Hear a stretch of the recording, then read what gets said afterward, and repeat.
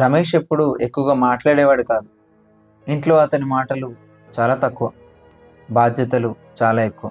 పిల్లల స్కూల్ ఫీజులు, ఇంటి ఈఎంఐలు, అమ్మ మందులు, వీటి అన్నిటి వెనుక ఒక మౌనంగా పోరాడే ఒక మనిషి.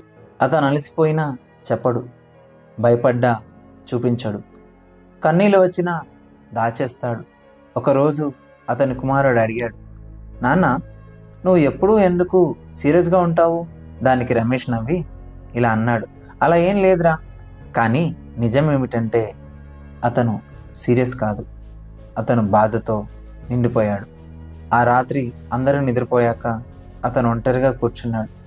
మొబైల్లో పిల్లల ఫోటోలు చూస్తూ మెల్లగా అనుకుంటున్నాడు, నేను బలంగా ఉండాలి, కనీసం వీళ్ళ కోసమైనా. నాన్నలు ఎక్కువగా ప్రేమని మాటల్లో చెప్పరు, వాళ్ళు చూపేది కష్టంలో, త్యాగంలో, నిశ్శబ్దంలో. మన జీవితంలో ఒక మౌన వీరుడు ఉంటాడు.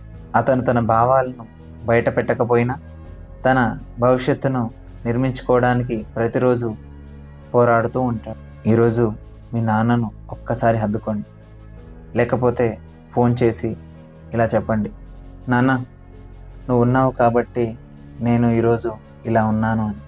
ఇంకా ఆలస్యం చేయకండి. మౌనం కూడా ప్రేమే, కానీ వినిపించే ప్రేమ ఇంకా బలమైనది.